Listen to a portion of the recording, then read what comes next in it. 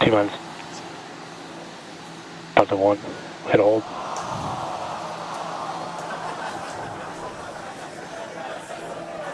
We did have a hold, and looks like the clock jumped back to T-minus 40 seconds.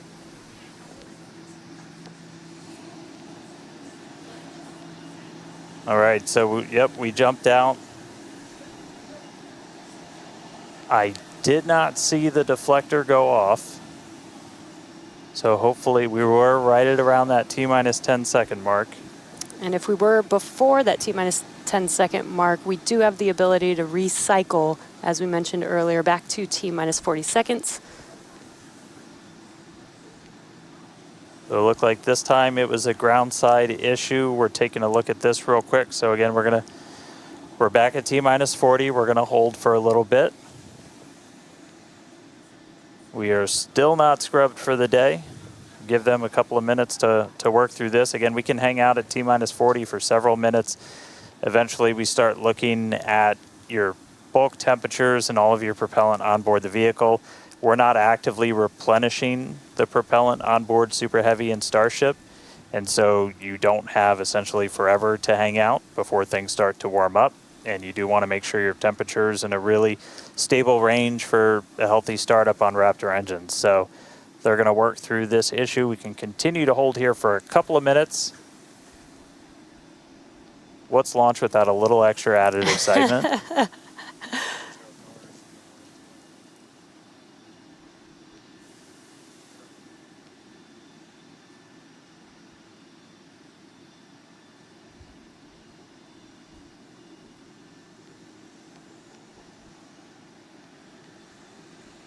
All right, so cumulatively, we've held for a little over 3 minutes between the two holds. Again, this is a ground side issue on our tower. The techs are looking through the data right now to see if it's something that we can either work through or if it would cause us to have to stand down. So we're continuing to hang out with them, holding at T-minus 40.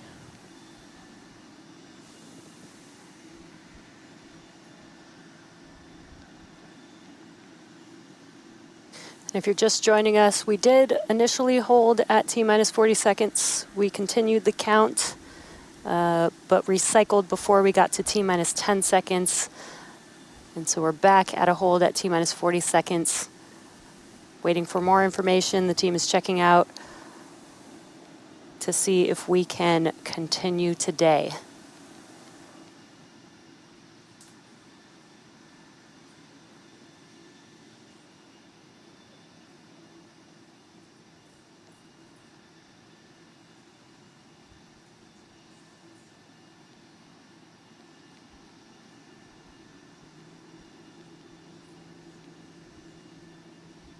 And we're continuing to hold here at T-minus 40 seconds. We've been holding for just about 5 minutes now as the teams evaluate if we can continue to T0 for Flight 9.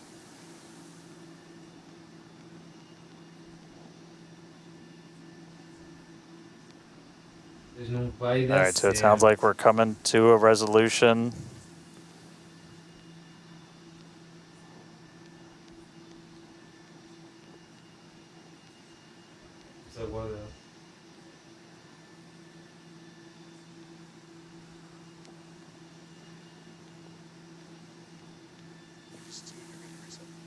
All right, so we are getting to a resolution. We're going to reset everything.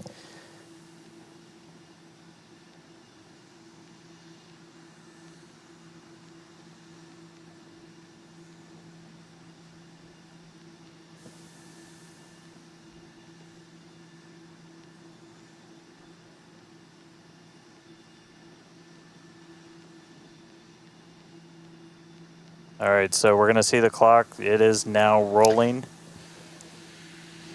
There we go. We saw an issue with that quick disconnect to the ship. There is a chance that automation will kick us out again if we encounter the same issue. But for now, the clock is rolling. We'll see if we pass around that T-minus 10 second mark. Preparação. Preparação. Fique atentos. Em alguns segundos. Daqui a pouco vai acontecer.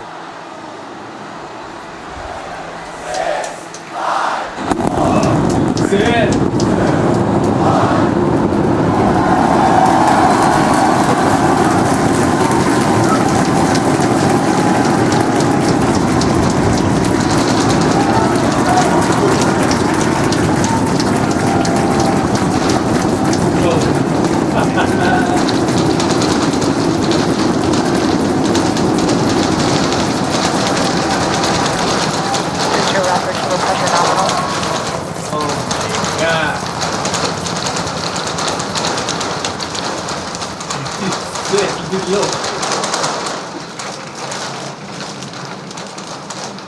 T plus Booster and 40 ship, seconds. avionic It's power, one telemetry hell of a nominal. sight from here. We see it arcing right over top of us. We see 33 out of 33 Raptor engines lit on Super Heavy as it starts to ascend skyward. 33 motores a funcionar. Enquanto nenhum está a falhar, enquanto todos em função, todos a funcionar. Lindinho, limpinho. Coming up on maximum aerodynamic pressure, then only about a minute and a half until we get into hot staging. Wow, Dan, that was incredible.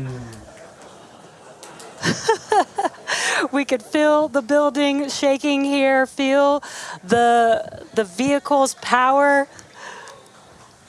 Now we're just about a minute away from shutting down those engines on the booster. Again, this booster is flying for its second time today. All right, so hot staging coming up a little under a minute. We're going to see all but the 3 center engines turn off on the booster. So our version of MECO, most engines cut off. And then just a few seconds later, hoping to see 6 engines ignite on ship to push it away. E o estágio 1 vai se separar do 2. All right, hot staging, about 30 seconds. Alguns segundos.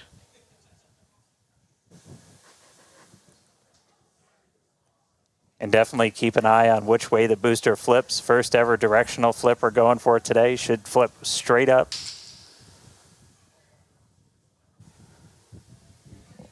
No lançamento anterior até esta hora. See those engines powering down? Booster engine cut off. Vamos lá. Ver se desta vez o segundo estágio Ship ignition. consegue seguir em frente. Stage separation.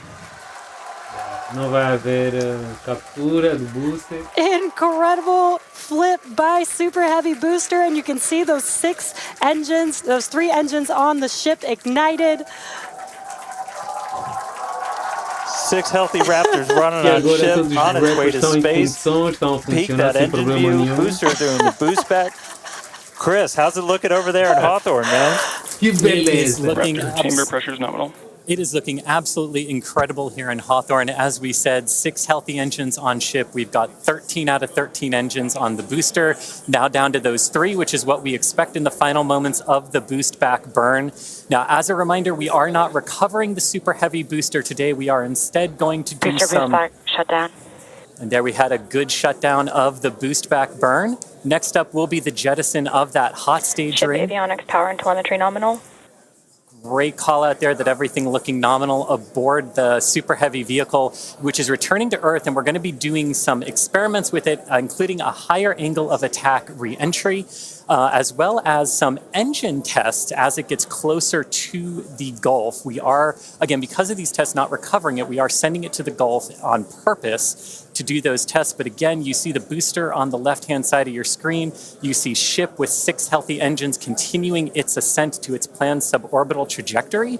Everything going very well so far for Starship's 9th flight. Now 4 minutes, 15 seconds in.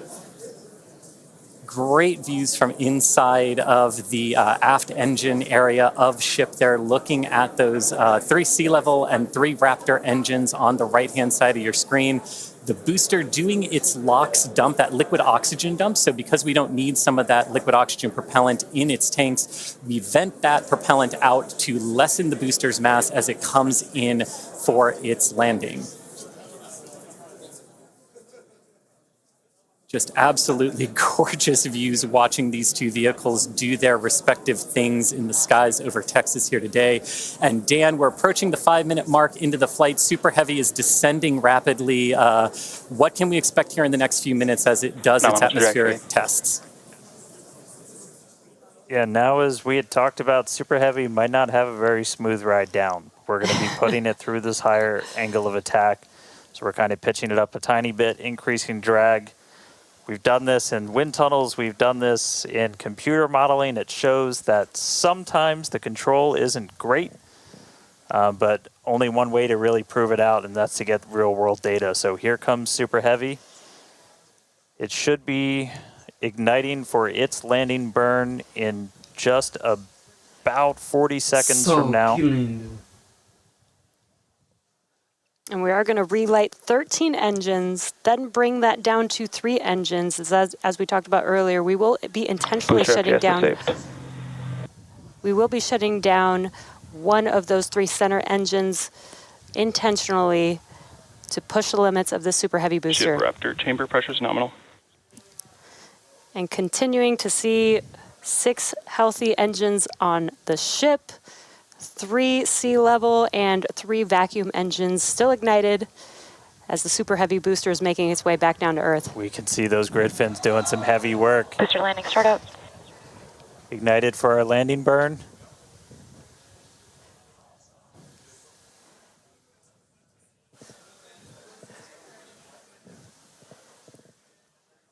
It may have ended with that landing burn. Does look like we lost telemetry from the booster once we started into that landing burn. Did you hear confirmation that the booster did demise?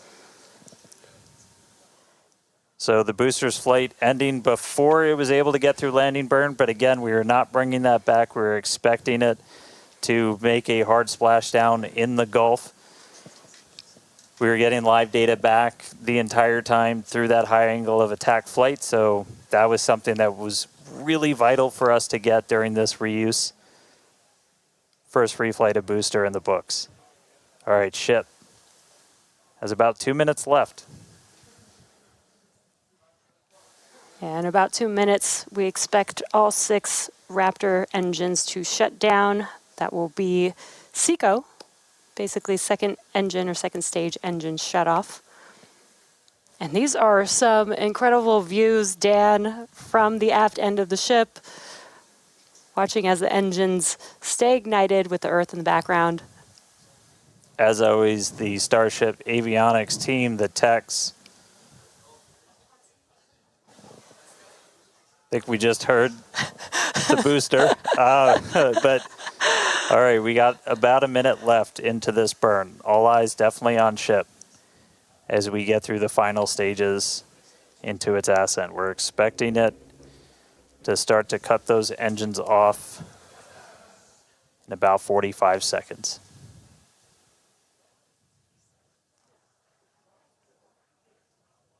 Terminal guidance.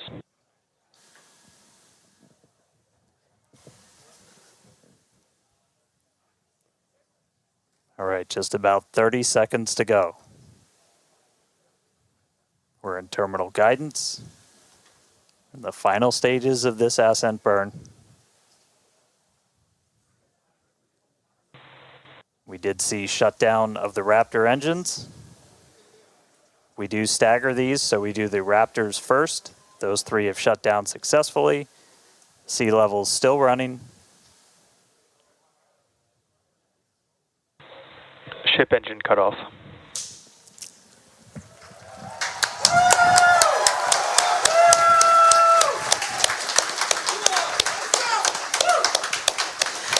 Ship engine cut off, the 3 most beautiful words in the English language. And great call out that we had nominal insertion.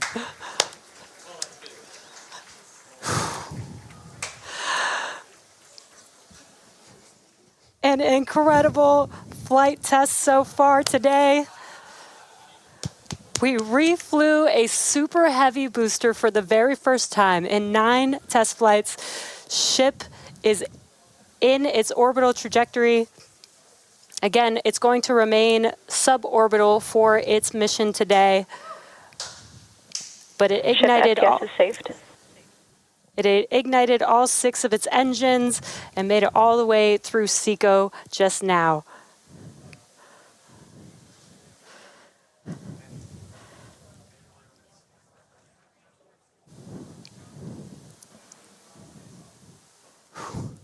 What a moment.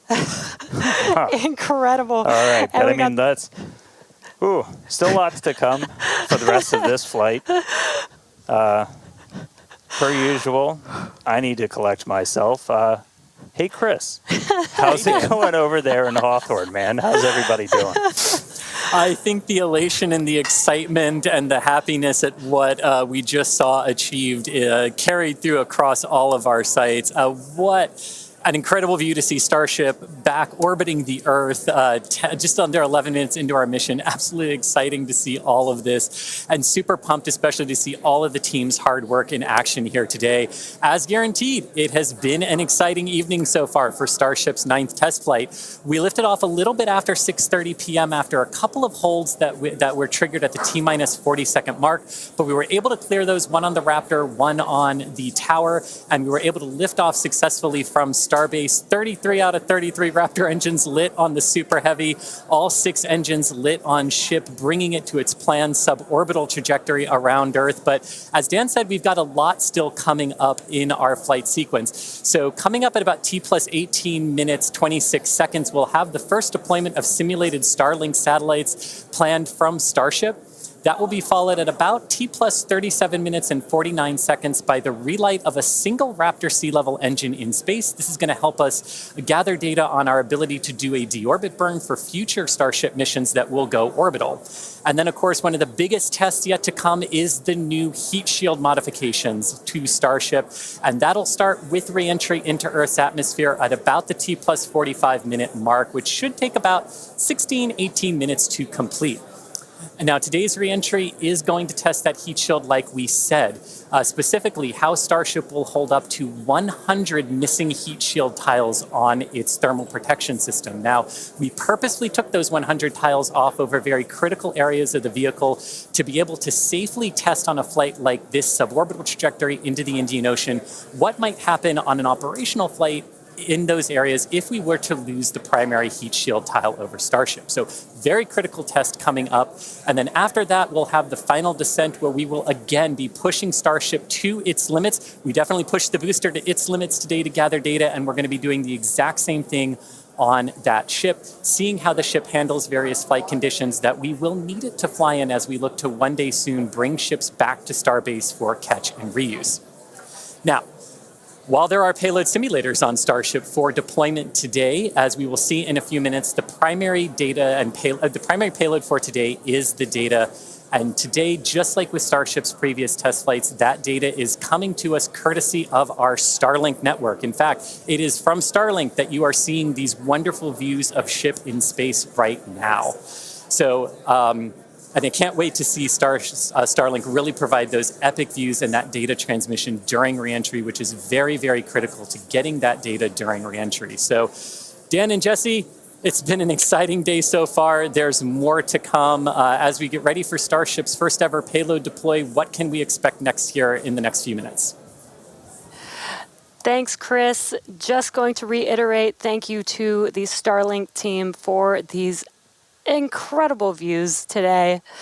In a few minutes, Starship will deploy 8 Starlink simulators, similar in size to our next generation Starlink satellites. The Starlink simulators will be on the same suborbital trajectory as Starship, meaning they will passively re-enter the atmosphere, just like Starship. With tests like these, we can see how Starship's payload deploy systems work in flight while ensuring that this simulator satellites pose no safety risk to people on Earth or for other satellites in orbit.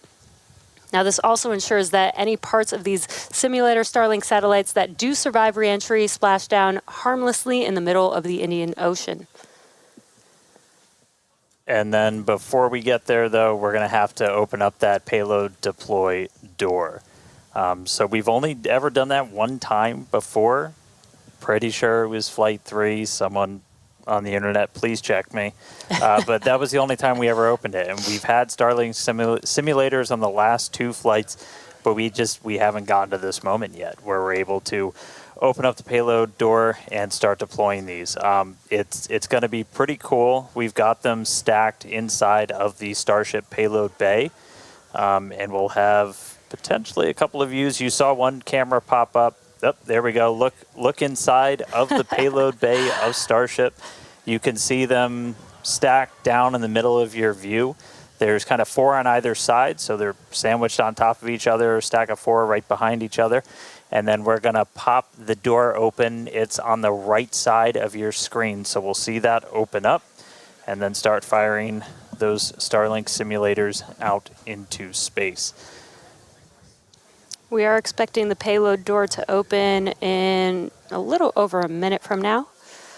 And then once that payload door is open, about a couple minutes later is when we will start dispensing those Starlink simulators. That's what a great right view. at the bottom of the stack. So should be able to see them kind of firing out from right there. So really cool.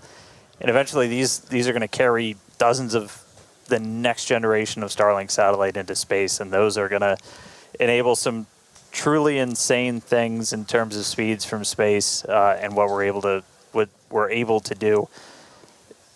Starlink's been really great for Starship, obviously.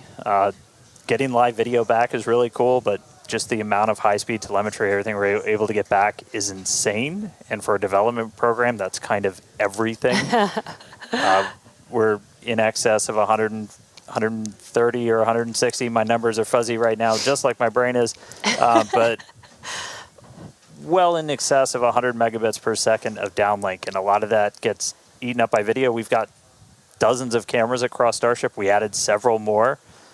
For this flight, you saw a couple of those as we have essentially 360 degrees. Oh.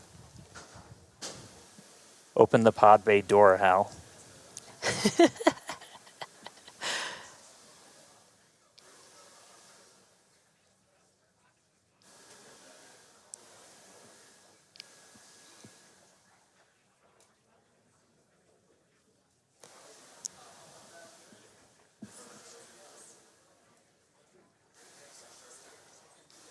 Now we are expecting the payload door to open any moment now, so we're watching out for that.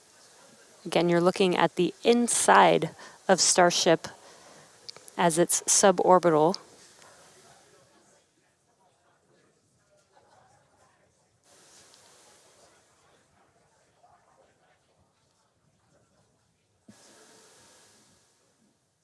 Well, we heard the door open was in progress.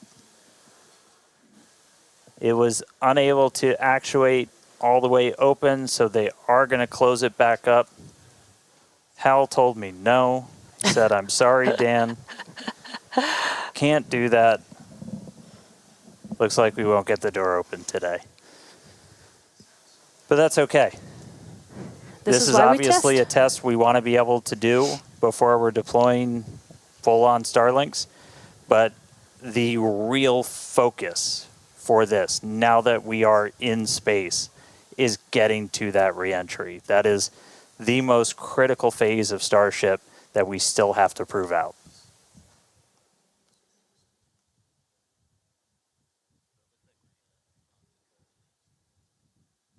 All right, well, so it does look like we're not going to be able to deploy Starlinks today, but we should have pretty frequent views from Starship. They might cut in and out every once in a while, but should be pretty regular. We are in darkness right now, so might be a lot of black, but the cool part is when we get to reentry, it's going to be daytime. Yes, and we did that on purpose so that we can get some live daytime views as ship is returning back to Earth.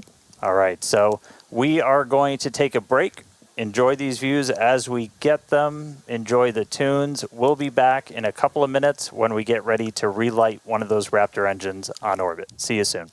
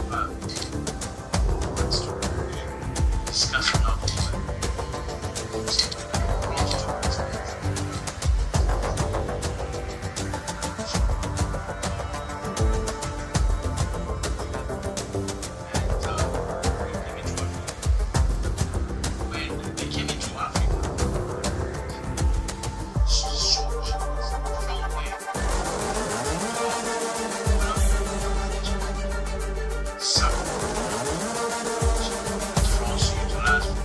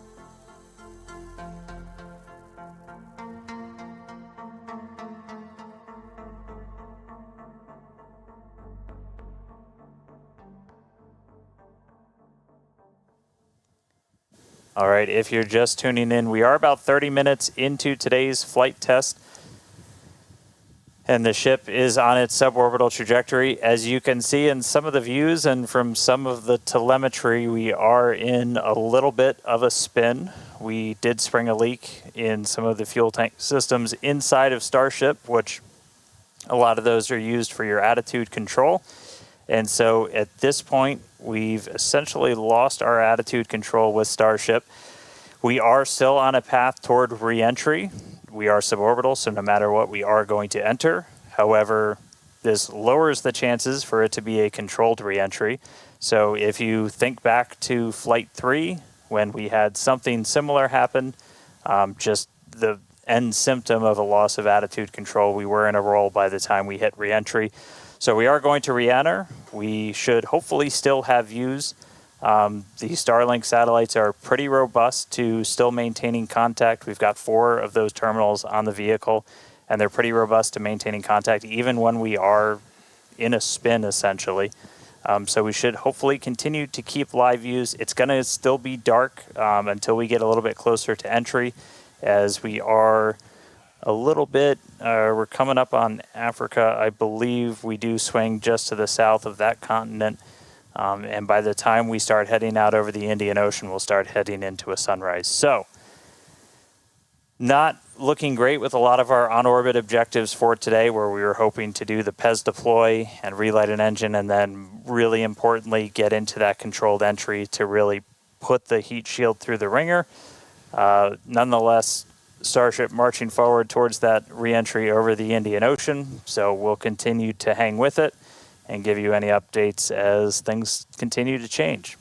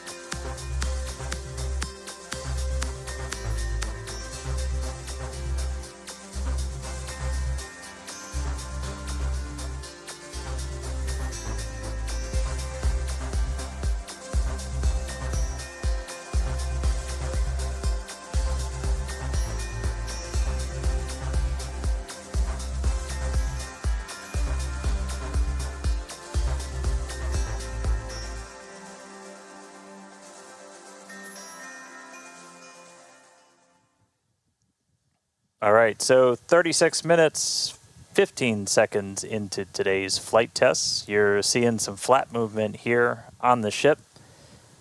If you've been following along, we have essentially lost attitude control on the ship at this point.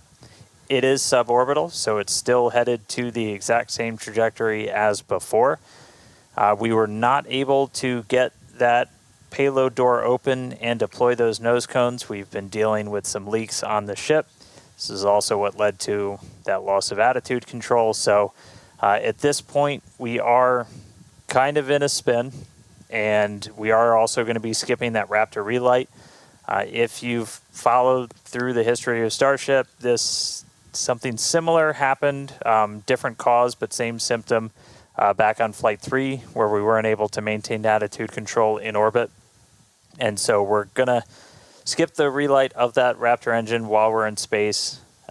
We are going to still proceed with entry, but as we are not able to control the attitude of the ship, as we get into entry, it will enter in whatever orientation it is in at the time, which does not bode well for the ship's heat shield, as we're not going to be essentially aligned the way that we want to do for re-entry. So it is definitely coming down. It is definitely heading to the Indian Ocean, but our chances of making it all the way down are pretty slim. So we'll still get as much data as we can. We're still getting live telemetry, live views from Starlink the entire time, and we'll continue to stick with ship as it continues on. We are about 10 minutes away or so until we start getting into entry, and the light will start to pick up as we cross the Indian Ocean, and we'll start to see a little bit more daylight, and we'll, as always, as long as we maintain that comm link, get some plasma on the way in and start to bring the Starship back through the Earth's atmosphere. So that coming up in about 10 minutes or so. So we'll check back in with everybody in a little bit.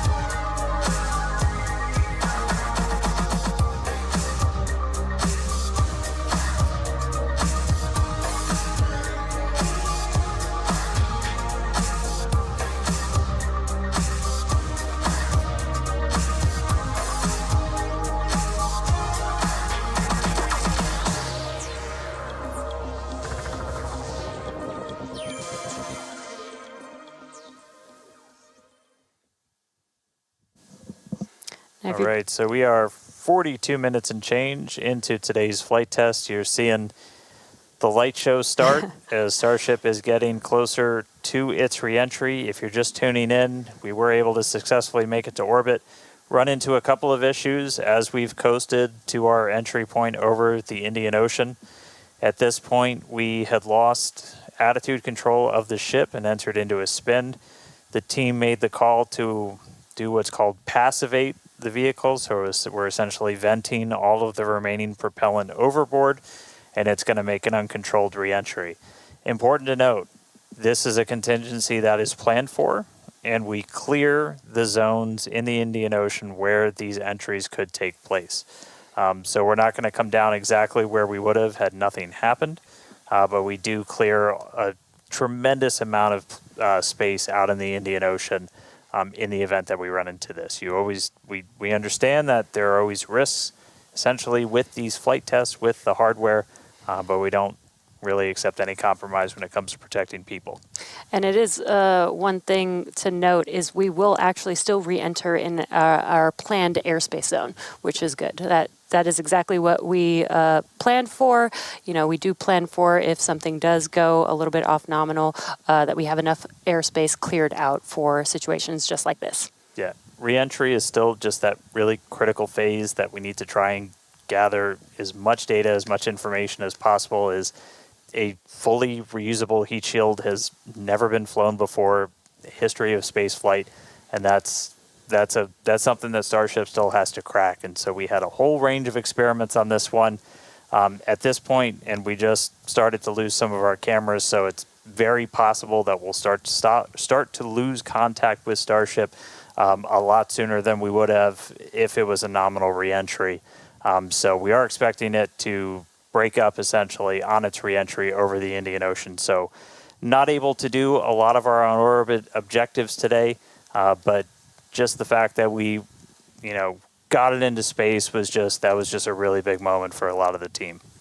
Yeah, and another thing to note is that Super Heavy did fly for its second flight today. It first flew on Flight 7, and it made it all the way to our shutdown of all the engines and stage separation, getting ship into its suborbital trajectory today. It did ignite its 13 engines, but it did demise at that point. We did plan to fly it back down to Earth at a higher angle of attack, and we do expect it to stress the vehicle a lot more than what we've seen previously. So it's not unexpected that we did lose the booster before we got to the actual landing. Yeah. So we're gonna continue to hang out and see if we get any updates on ship. It does look like we might be getting some video back soon. There we go. So this is a view essentially on the top part of Starship. You're looking up at the payload bay and towards the nose cone. So views are going to be a little bit scarce potentially, as again we are in essentially a tumble. We had lost that attitude control. So Starlink, when it's able to connect, able to feed this down. We are at the phase where we would expect entry to start within the next minute or so. So we are entering uncontrolled, but again, we're entering into an airspace and a sea space that is cleared and monitored in advance of launch and before we get to this phase.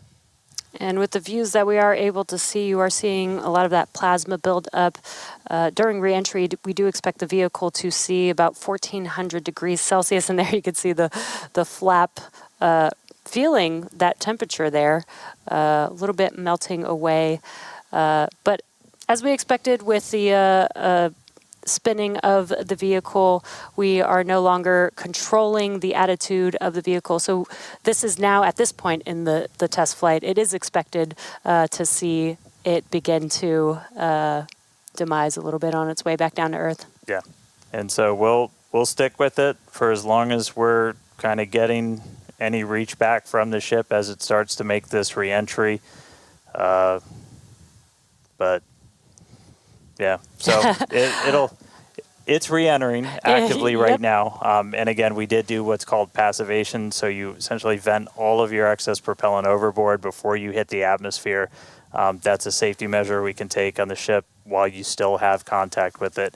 So that was done. It's now coming down in the predetermined hazard area that was cleared ahead of flight. Not controlled, so we're not going to get all of that reentry data that we're still really looking forward to. This is kind of a new generation of ship. It has different flaps, improved heat shield, a whole lot of things that we're really trying to really put through the ringer, as there's a whole lot we still need to learn before we get to kind of the next step that we're hoping for, which is going to be that ship going orbital and eventually coming back here for a catch. So getting through one of these fully is going to be really important. It's not going to be today, but we are just going to stick with the ship, see what else we can learn as it makes its way through the atmosphere and brings an end to the 9th flight test. So we'll stick with it.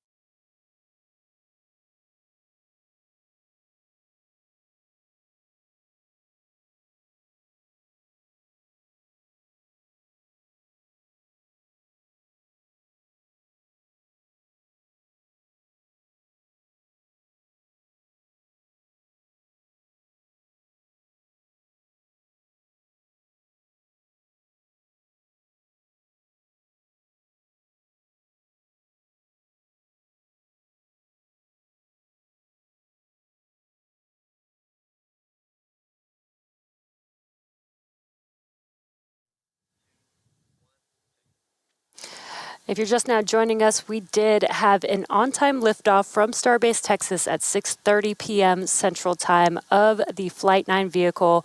We did have some incredibly stressing objectives today. The Super Heavy booster flew for its second flight. It first flew on Flight 9 and made its way to take ship all the way up to stage separation, doing its second flight ever, which is pretty incredible. We did lose the booster on the way back down, as we did fly it back down at a higher angle of attack. So as expected, we did have it demise on the way back down. Yeah, we were able to get all the way to that landing burn, though. So we made it through that higher angle of attack. So a lot of great data that's going to help us improve those future booster flights. Yeah, we did do the directional flip, and it worked. Yep. It was actually Flipped a great right view direction that we saw. And then ship continued, 6 healthy Raptor engines in the beginning of its flight, making it all the way to Seco and coasting for quite a while. We made it to the expected time that we would open up the payload door. Unfortunately, the door did not open as we expected it to, so we did not deploy the 8 Starlink satellites. Yeah, we ran into a couple of issues once ship got there, but I can tell you it was a pretty crazy moment for a lot of the people that were standing here for ship to make it there. It's been a couple of flights, but it was really exciting to see. Ran into some issues on orbit. We weren't able to deploy the Starlinks. We eventually lost attitude control, dealing with some propellant links inside of the ship. And we did lose attitude control. And just to confirm, we did lose contact with the ship officially a couple of minutes ago. So that brings an end to the 9th flight test. So still a lot of work to do, but really big moment. Chris, how's everybody doing over there in Hawthorne? What's the vibes, man? Yeah, I mean, it's a test program, and that's what we're here to do. We're here to learn, and that was definitely the vibe and the atmosphere here at Hawthorne. Would have been great to see ship get all the way through its objectives today, but with all of that data that came down through the Starlink system, we're definitely going to learn, and we're definitely going to fix that and push forward. Also, great to see the responsible engineers here in mission control, talking with the flight control teams in Starbase. We talked about how it's great having that expert knowledge on console to be able to go to at a moment's notice, and that really helped us make the right decisions in orbit today when we decided to passivate the vehicle. So we will be here looking forward to Flight 10 and some success on future flights. All right, well, obviously congratulations to everybody that poured so much time, effort into getting this rocket off the pad. The last 2 months have been an absolute gauntlet for a lot of people, and we're continuing to learn more about this ship, about this rocket. We are trying to do something that is impossibly hard, and it's not always going to, you're not going to reach it in a straight line. We've said there's going to be bumps, there's going to be turns, but seeing that ship in space today was a hell of a moment for us. So congratulations to every single person who put time, effort, sweat, anything into that rocket. Yeah, this is exactly the SpaceX way. We're going to learn, iterate, and iterate over and over again until we figure it out. So thank you to everybody for tuning in. Thank you for the fine people of Cameron County, including the residents of the newest city of Starbase, as well as the Coast Guard, Federal Aviation Administration, Government of Mexico, as well as the Australian Space Agency. All right, now this is not the end. We're going to have a whole bunch of cool liftoff stuff, so be sure to follow us on X at SpaceX for more, and we will see you back here for Flight 10. Thanks for tuning in.